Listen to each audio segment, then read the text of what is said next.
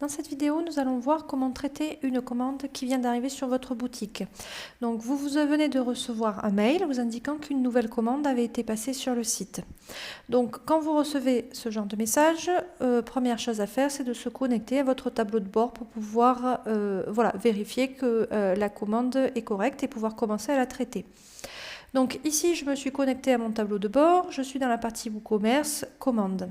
Je visualise la dernière commande qui vient d'être passée, je visualise le total, son statut, le nom de la personne qui a commandé. Là, le statut est en attente, ça signifie que la personne a effectué un paiement par chèque ou par virement bancaire. Si elle avait effectué un paiement CB, via PayPal ou via Stripe, et que le paiement aurait été validé par la plateforme, en fait, le statut aurait directement été en cours. Donc, je clique sur le nom de la personne pour avoir le détail de la commande.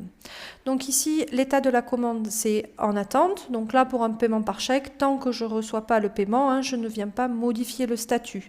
Une fois que je reçois le statut, je peux passer la commande à en cours.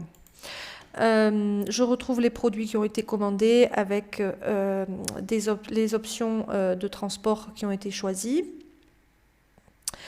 Sur le côté, j'ai des options pour pouvoir réenvoyer des mails si nécessaire.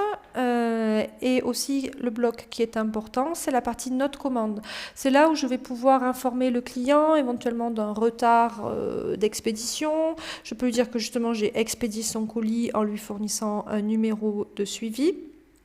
Voilà, donc pour envoyer un message au client, il faut que j'ajoute la note à cet endroit-là et que je choisisse un note au client pour que celui-ci reçoive le message que j'aurai renseigné là. Donc je renseigne le message, note au client et ajouter. Ça envoie un mail.